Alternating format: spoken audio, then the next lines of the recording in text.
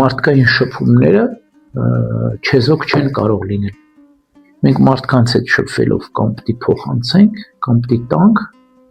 կամ պիտի առնենք,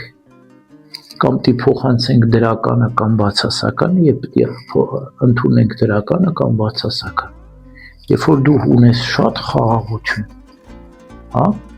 դու կարողանում ես փոխանցել դրական էներգիա, դրական ապրում եւ պահպանում ես նաեւ քեզ համար։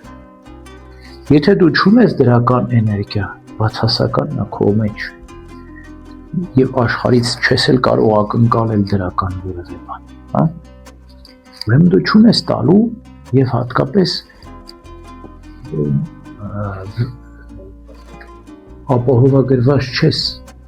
պահպանված չես, բաց դաշտ ես, խոցելի ես դու դառնում։ Այսինքն երբ որ մարդը առանց աղոթքի, առանց հոգու խաղաղության, առանց ինքնամաքրվան, ինքնակննության, որտեղ ամեն օր երեկոյան մարդ պետք է ինքնին քննի, մաքրվի, խաղաղվի, հանդարտվի, միգուցե խոստովանի Աստծո եւ երբեմն նաեւ քահանայի առջեւ խաղաղվի, հանդարտվի, նստի, մտածի, մտորի, ների իր հանդեպ գործած հանցանքները, հա։